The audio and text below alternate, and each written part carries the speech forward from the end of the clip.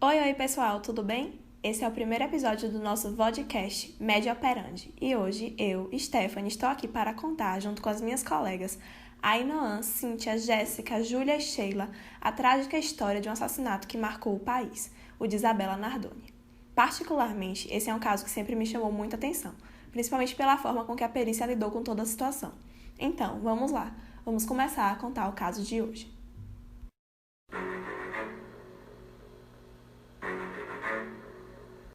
A história de Isabela de Oliveira Nardoni se iniciou com o relacionamento de seus pais.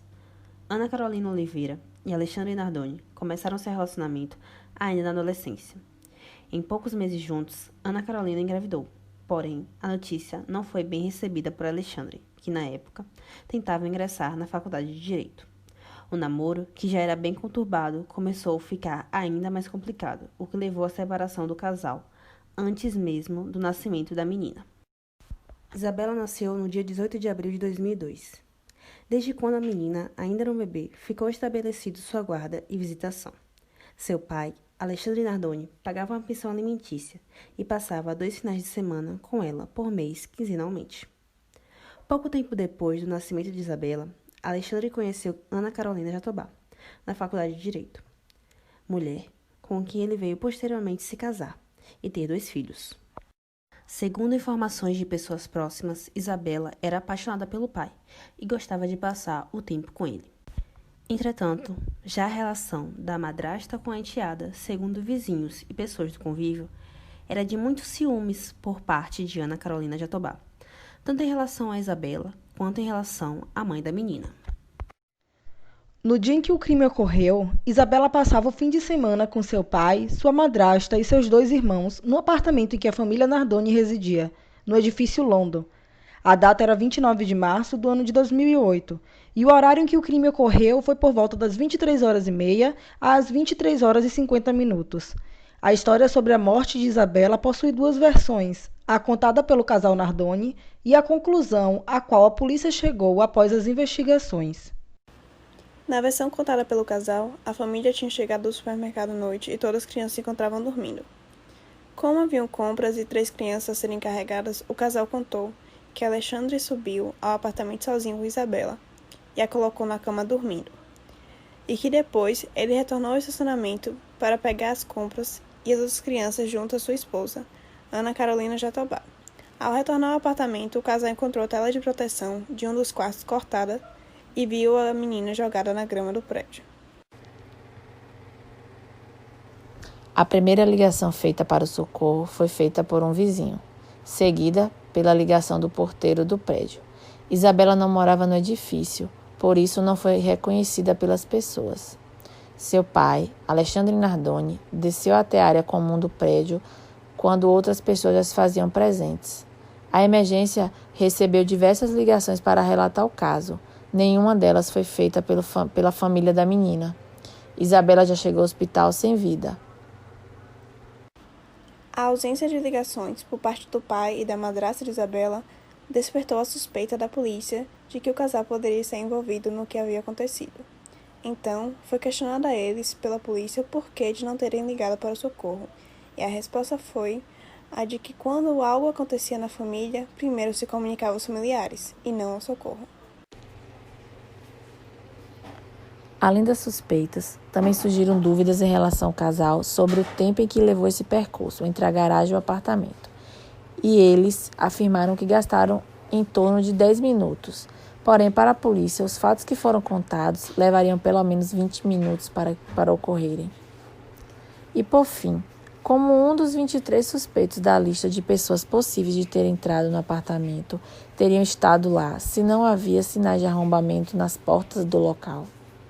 Ao juntar todas essas incoerências e inconsistências dos fatos relatados pelo casal, a polícia conseguiu, finalmente, incluí-los na cena do crime. Ao entrar na cena do crime, a polícia se deparou com um apartamento totalmente bagunçado, o que demonstrava a desarmonia com que vivia o casal, o que foi confirmado mais tarde por vizinhos que relataram o péssimo convívio dos dois, que chegavam a se agredir verbalmente com palavras de baixo calão.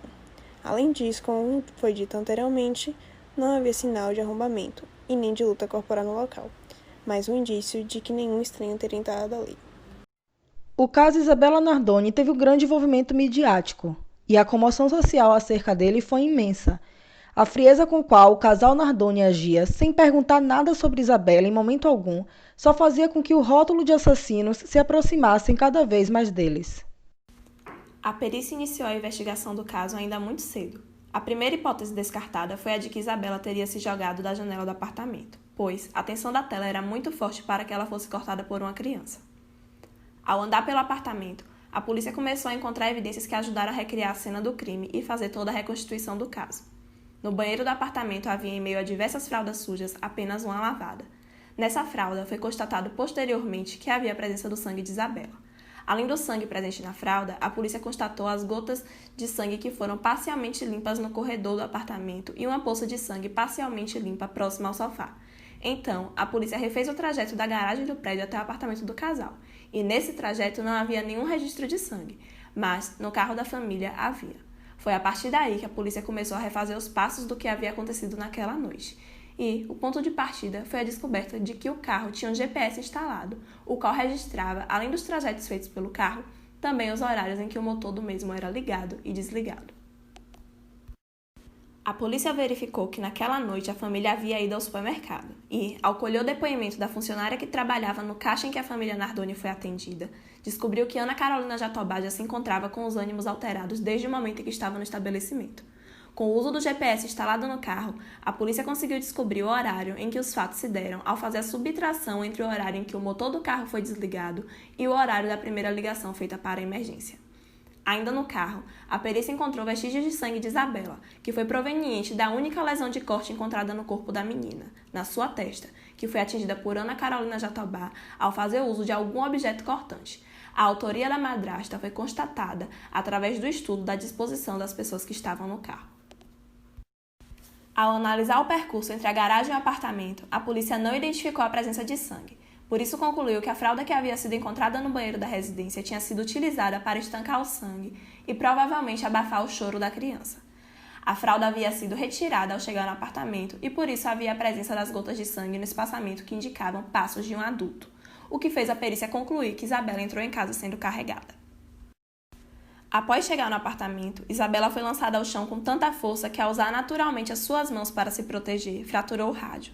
Sua bacia também foi fraturada. Próximo ao sofá havia a marca de uma poça de sangue que foi encontrada graças ao uso de reagentes. A calça de Isabela estava suja de sangue e sua camisa suja de vômito, o que indicou que a menina estava abraçando suas pernas enquanto estava sentada ao chão. A presença do vômito foi utilizada para quantificar o limiar de dor que a menina sentiu com as diversas agressões sofridas antes de ser jogada pela janela do 6º andar do edifício London. No pescoço de Isabela havia marcas que indicavam estrangulamento. Suas extremidades do corpo estavam cianóticas e os seus lábios também, além de apresentar a característica da língua para fora. A asfixia provavelmente foi provocada por Ana Carolina Jatobá, sua madrasta, enquanto seu pai, Alexandre Nardoni, cortava a tela de proteção para lançar a menina da altura de 6 andares. A marca da sandália de Alexandre ficou na roupa de cama utilizada no dia do crime. A camisa do pai da menina também continha marcas de sujeira que formavam o formato da tela.